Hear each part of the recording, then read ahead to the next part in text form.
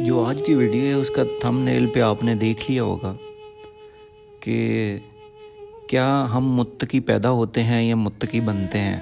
یا آسان الفاظ میں اگر بات کی جائے تو ہم کہہ سکتے ہیں کہ کیا عام انسان نیک پیدا ہوتے ہیں یا اپنی کوشش سے نیک بنتے ہیں۔ تو میں بات شروع کروں گا ایک واقعے سے۔ حضرت بشر بن حارث رحمۃ اللہ علیہ کو جب ولایت حاصل ہوئی تو اس سے پہلے جو ہے وہ مکمل دنیا دار تھے، مکمل نشے میں دھت رہتے تھے اور شراب خانے میں رہتے تھے، لیکن ان کی صرف ایک ادا اللہ کو ایسی پسند آئی کہ ان کو بشر حافی بنا گئی۔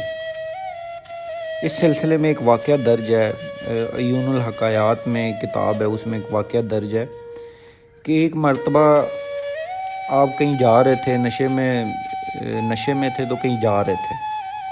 تو راستے میں انہوں نے دیکھا کہ ایک نیچے کاغذ گرا ہوا ہے اور کاغذ پر اللہ کا نام لکھا ہوا ہے۔ جب انہوں نے یہ دیکھا کہ اللہ کا نام لکھا ہوا ہے تو ان کے دل میں شدید تڑپ پیدا ہوئی اور رنج و غم پیدا ہوا کہ اللہ کا نام نیچے گرا ہوا ہے اور اس کی بے حرمتی ہو رہی ہے۔ انہوں نے بڑی عزت و احترام اور ادب کے ساتھ اس نام کو اٹھایا، اور ان کی جیب میں اس وقت کی جو کرنسی تھی نا وہ دانک تھی۔ وہ بغداد کے رہنے والے تھے تو دانک تھی، دانک کہتے ہیں، آپ کہہ لیں کہ ان کے پاس 4 دانک تھے، 5 دانک تھے، تو یا 5 روپے اس کو اگر کرنسی کا نام دیا جائے تو 5 ان کے پاس دانک تھے۔ وہ انہوں نے کاغذ اٹھایا اور سیدھا دکان پہ گئے، وہاں سے انہوں نے 4 دانک کی خوشبو خریدی اور 1 دانک کا انہوں نے عرق گلاب خریدا۔ اس کے بعد وہ نہر پہ گئے،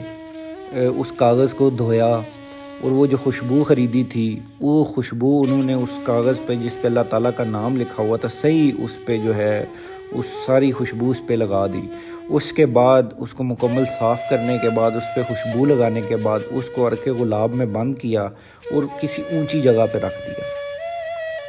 اور پھر آ کے سو گئے۔ جب سو گئے تو ان کو رات کو خواب آیا اور انہوں نے آواز سنی کہ کوئی کہہ رہا تھا کہ جس طرح تم نے ہمارے نام کو معطر کیا، پاک کیا، اسی طرح ہم بھی تمہارے نام کو معطر اور پاک کریں گے، اور جس طرح تم نے ہمارے نام کو زمین کی پستی سے اٹھا کر بلندی دی ہے، اسی طرح ہم بھی تمہیں بلندی عطا کریں گے اور تمہارا خوب چرچا ہوگا۔ اور اس طرح ان کو ولایت حاصل ہوئی۔ اور وہ حافی، ایک بڑی لطف والی بات ہے کہ حافی کا مطلب ہوتا ہے ننگے پاؤں۔ کہا جاتا ہے کہ جب ان کو 2 روایات ہیں، ایک یہ ہے، دونوں روایات جو ہے تذکرۃ الاولیاء میں ہے۔ ایک روایت کے مطابق یہ ہے کہ جب ان کو ہدایت ملی تھی تو وہ ننگے پاؤں تھے، تو اس وجہ سے انہوں نے باقی عمر بھی ننگے پاؤں گزاری کہ اللہ تعالیٰ نے اس حالت میں ان کو ہدایت دی، تو ظاہری بات ہے وہ حالت اللہ کو پسند ہے تو تبھی ہدایت دی ہے۔ تو اس وجہ سے انہوں نے کہا کہ یہ حالت اللہ کو پسند ہے کہ جو میں ننگے پاؤں ہوں تو میں پوری زندگی ننگے پاؤں ہی گزاروں۔ اور دوسری روایت یہ بھی ہے کہ چونکہ زمین کو اللہ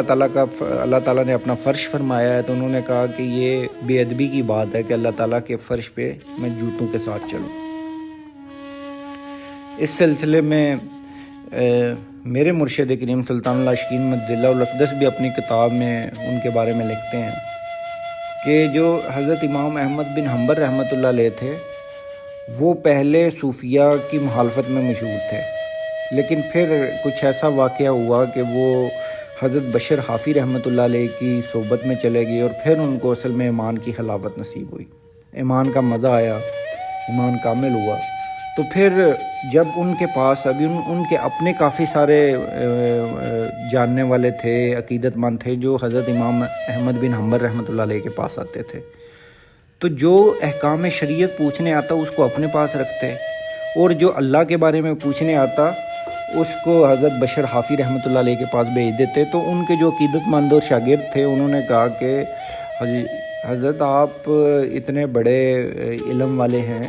آپ یہ اچھا نہیں لگتا کہ آپ کے پاس لوگ آتے ہیں آپ ان کو آگے بھیج دیتے ہیں؟ تو انہوں نے بڑا اچھا جواب دیا۔ انہوں نے کہا بات یہ ہے کہ جو اللہ کے احکام جاننے آتا ہے اس کا تو مجھے علم ہے، وہ میں بتا دیتا ہوں،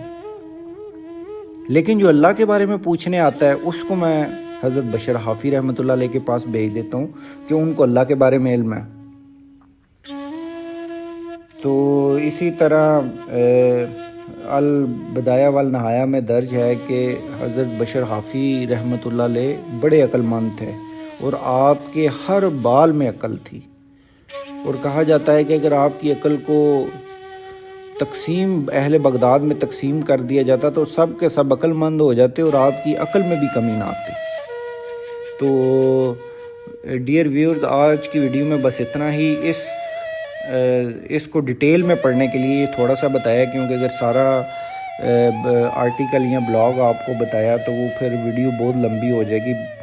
تو نیچے انگلش اور اردو دونوں لنک موجود ہیں، ضرور جا کے پڑھیں، کیونکہ یہ بڑا اہم ٹاپک ہے کہ کیا انسان فطری طور پہ نیک پیدا ہوتا ہے یا وہ کوشش کر کے نیک بنتا ہے۔ تو یہ جاننا بہت ضروری ہے، اور تصوف میں بھی جاننا ضروری ہے، کیونکہ اس کی کلیئرٹی ہو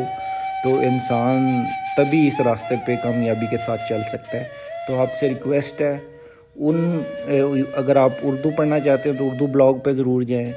اگر آپ انگلش بلاگ پڑھنا چاہتے ہیں تو اس پہ بھی ضرور جائیں۔ یہ صرف آپ لوگوں کے لیے محنت کی ہے، اور ویڈیو کو ضرور لائک کریے گا، چینل سبسکرائب کریں۔ آج کی ویڈیو میں بس اتنا ہی، اللہ حافظ۔